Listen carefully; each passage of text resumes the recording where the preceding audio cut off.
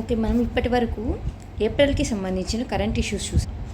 ఈ వీడియోలో మార్చ్కి సంబంధించిన కరెంట్ ఇష్యూస్ చూద్దాము. కొన్ని ఫిబ్రవరి కూడా కలిసి ఉన్నాయి. Okay, right. ఇక్కడ చూద్దాం ఏమంటున్నారు. హై డెప్ట్ ఛార్జెస్. ఇక్కడ చూడండి,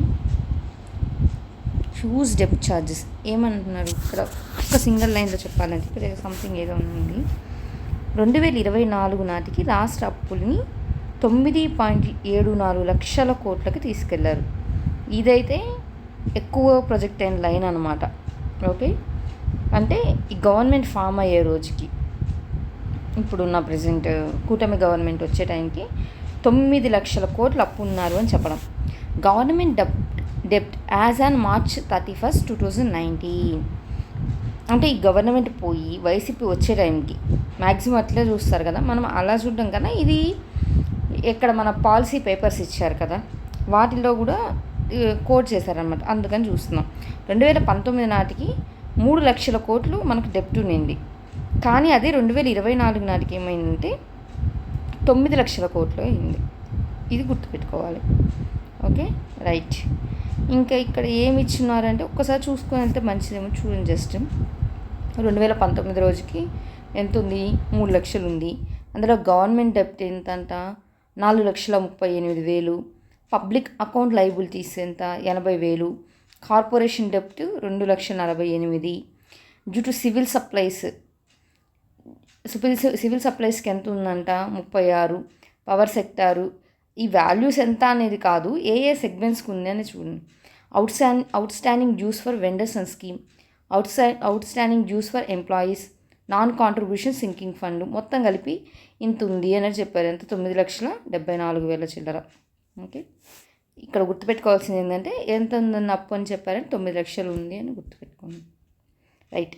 ఇంపాక్ట్ ఆఫ్ గవర్నెన్స్ మీద ఎట్లా ఇంపాక్ట్ చూపిస్తుందని చూద్దాం. ఇక్కడ ఏమంటున్నారు, 18-19లోకి 11.4%. 19-20లో గ్రోత్ రేట్ ఎట్లుంది, 5.25%. జిఎస్టిపి 18-19 ఈ 11.4% గ్రోత్ రేట్ దేనివల్ల వచ్చిందంట, 8.74కి మన గవర్నెన్స్ అమౌంట్ పెరగడం వల్ల. నెక్స్ట్ ఇదంతా అనవసరం అండి. Within 1 year loss of 45,000 crore in GSDP due to previous government. ఇంత లాస్ అయ్యింది ఈ ప్రీవియస్ గవర్నమెంట్ వల్ల అని చెప్పడం అన్నమాట. Within 1 year benefit of 62,000 కోట్లు in GSDP due to our government. 1 yearలో ఇంత ఇంప్రూవ్మెంట్ అయ్యింది అని చెప్పడం. ఓకే, ఇంప్రూవ్మెంట్ ఎంత అయిందంటున్నారు, 62,000 కోట్లు. ఎంత లాస్ అయిందన్నారు, 45,000 కోట్లు లాస్ అయిందని చెప్తున్నారు ఇక్కడ. Okay, right. ఇవి కొంచెం నేను చెప్పాను కదా ఆల్రెడీ, జస్ట్ ఏమంటారు ఆబ్జెక్టివ్ ఎగ్జామ్ వాటికన్నా కూడా డిస్క్రిప్టివ్గా మీరు ఒక గవర్నమెంట్ పాలసీని కానీ ఏదైనా క్రిటికల్గా ఎగ్జామిన్ చేయండి. అలాంటి విషయాల్లో ఇలాంటివి యూజ్ అవుతుందని అనమాట ఇచ్చేయడం. Right. Next, path towards Swarnandhra 2047. దీని థీమ్ ఏంటో చూడండి. Growth essential for welfare and development. అప్పుడు పెద్ద గొడవ జరిగింది, మీకు గుర్తుందో లేదో.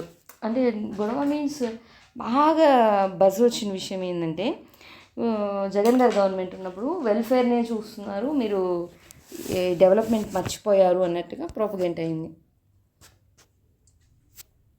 అవునా, అందుకని అనమాట growth essential for not only development, welfare కూడా అన్నట్టు, వెల్ఫేర్ ప్లస్ డెవలప్మెంట్ అనేది ఇచ్చారు. సో ఈ థీమ్ గుర్తుపెట్టుకోవాలి మనం. ఇది చూసారా, growth essential for welfare and development. ఈ థీమ్ గుర్తుపెట్టుకోవాలి. స్వర్ణాంధ్ర ఎందుకు అంటే ఈ దీనికోసం. రైట్. ఇంకా ఇక్కడ మే నెలలో తల్లికి వందనం ఏమంటున్నారు, ఎంతమంది పిల్లలు ఉంటే అంతమందికి ఒక్కొక్కరికి 15,000 రూపాయలు. చూసారా, ఇప్పుడు తల్లికి వందనం ఈ స్కీమ్ దేనికోసం, పిల్లలకి స్కూల్కి వెళ్ళే పిల్లల కోసం. ఎంత అమౌంట్, 15,000. ఎవరికి ఏమైనా లిమిట్ ఉందంటే లేదన్నమాట, 15,000 అని చెప్పారు. గుర్తుపెట్టుకో, ఇది ఒక స్కీము. నెక్స్ట్ ఓకే, ఇది చూడండి, ఇది హామీల అమలు ఖాయం. ఏమంటున్నారు, మే నుంచి తల్లికి వందనం. రైట్. కేంద్ర సాయంతో 3వ విడతలో అన్నదాతకు 20,000. చూసారా, స్కూల్ ఎడ్యుకేషన్ గురించి మాట్లాడుతున్నారు, అలాగే ఫార్మర్స్ గురించి మాట్లాడారు. ఇంకొకటి, వేట నిషేధ సమయంలో మత్స్యకారులకు 20,000. అంటే ఇది ఫిషర్ మ్యాన్కి సంబంధించి, ఇది కూడా మనకు అగ్రి సెక్టారే కదా, ఫిషరీస్ అండ్ ఆక్వా. వచ్చే విద్యా సంవత్సరం. ఓకే, ఇక్కడ ఇంకొక స్టేట్మెంట్ చూడండి. అభివృద్ధి, సంపద సృష్టి, సంక్షేమం, సాధికారత అనేవి సక్సెస్ మోడల్. ఇలాంటివి మనం కోట్ చేయాలన్నమాట.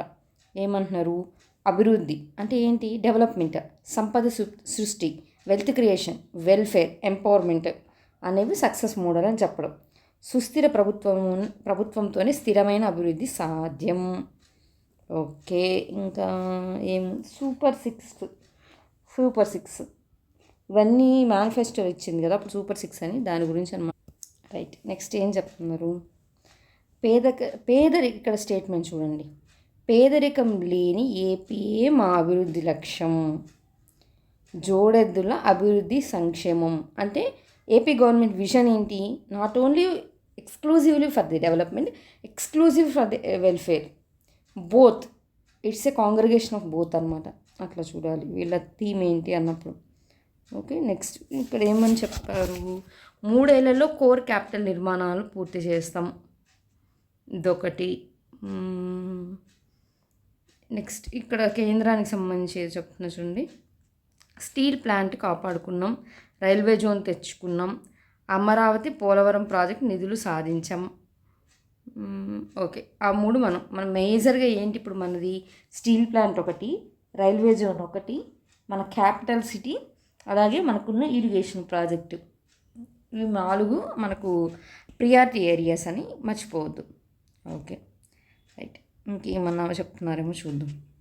ఈ తల్లికి వందనం గురించి సీఎం గారు అసెంబ్లీలో చెప్పిన విషయం గురించి అనమాట. సేమ్ అదే, దీనికి కొంచెం డీటెయిల్గా చెప్తున్నారు. వరుసగా సూపర్ 6 హామీలు నెరవేర్చుకున్నారు ఆ టైంలో ఏమైందంటే బాగా బజ్ క్రియేట్ అయింది. అంటే మీరు ప్రోగ్రామ్స్ చేస్తామన్నారు, ఏమీ చేయట్లేదు అన్నట్టుగా. ఆ టైంలో ఈ జరిగిన అసెంబ్లీ సెషన్స్లో సీఎం గారు రెస్పాండ్ అయిందని వీళ్ళు హైలైట్ చేయడం. ఇప్పటికే అమలవుతున్న సూపర్ 6 హామీ దీపం 2. అంటే దీపం 2 అనేది సూపర్ 6లో ఒక హామీ. సో ఇప్పుడు 2 పథకాలు మనకు తెలిసింది. దీపం 2 ఒకటి, యాజ్ ఆన్ టుడే. ఇంకొకటి ఏమని తెలిసింది, తల్లికి వందనం అనేది సూపర్ 6 అనేది ఉంది అని చెప్పి. రైట్. ఇంకా చూద్దాం ఇంకా ఏమొస్తాయి. స్వర్ణాంధ్ర విజన్ 2047 సాధనలో లక్ష్యంగా పేదరిక నిర్మూలన. చూసారా, విన్నాక వెల్ఫేర్ డెవలప్మెంట్ అనేది మన స్వర్ణాంధ్రకి లక్ష్యం అన్నారు. ఇప్పుడు పేదరిక నిర్మూలన. అన్నదాతకు ఏటా 20,000. దీపం 2 పథకం ఒకటి చదివాము, అలాగే తల్లికి వందనం చదివాము. మళ్ళీ ఏమన్నాము, అన్నదాతకి 20,000, అట్ ది సేమ్ టైం ఫిషరీస్కి కూడా 20,000 వేట నిషేధంలో అనేది ఈ వీడియోలో మనం చూసిన 4th పాయింట్. ఇది గుర్తుపెట్టుకోవాలి. తర్వాత దీపం 2, తల్లికి వందనం, అన్నదాతకు కేంద్రం 6,000. ఏంటి ఆ స్కీము, పిఎం కిసాన్. అవునా, ఎట్లా ఒకేసారా కాదు, 3 times 3 విడతల్లో. ఓకే, ఇన్పుట్ క్రెడిట్ కింద ఇస్తుంది అన్నమాట. రాష్ట్రం ఎంత ఇస్తుంది దానికి, 14,000. 2 కలిపి రైతన్నకి ఎంత ఇవ్వాలనుకుంటున్నారు, 20,000 ఇవ్వాలనుకుంటున్నారు. ఏటా, నెలనా కాదు, ఇది ఏటా. ఇప్పుడు అంతే కదా మనకు. ఇప్పుడు మనం సపోజ్ జాబ్ హోల్డర్స్ ఇట్లా ఉన్నారనుకోండి, తనకి మంత్ అయిన వెంటనే తనకి శాలరీ వస్తుందని నమ్మకం ఉంటుంది. మరి రైతన్న పంట పండించాక ఆ పంటకి ఎంత ఖర్చు పెట్టాడో కూడా వస్తుందో రాదో అనే అనిశ్చితి సిచ్యువేషన్లో ఉంటారు. అది ఎంతవరకు కరెక్టు? నిజంగా రైతే ఏమన్నా అయిపోయి తను కానీ పంటలు పండించడం మానేస్తే మనందరికి ఫుడ్ సెక్యూరిటీ ఇష్యూ రాదా? ఇప్పటికే ప్రైజెస్ మీరు గమనిస్తే ఎంత రేటు ఉన్నాయి. ఈవెన్ మన రైస్ కానీ, పప్పు దినుసులు కానీ, అలాగే ఆయిల్ కానీ ఎంత ఉంది కాస్ట్. అందుకే కదా మనం భారత్ రైస్ 29 రూపీస్ అని చెప్పి, భారత్ ఆటా అని చెప్పి ఇలాంటివన్నీ ఎందుకు తీసుకొస్తుంది? ఇప్పటికీ ఫుడ్ ఇన్ఫ్లేషన్ చాలా పెరిగిపోయింది ఇండియాలో. అందువల్ల మనకు ఎంత డిమాండ్ ఉందో సప్లై కానీ అంత ప్రొడ్యూస్ చేయగలిగితే, అఫ్కోర్స్ వేరియస్ పారామీటర్స్ ఉంటాయి. అందులో ఒక పారామీటరు సప్లై.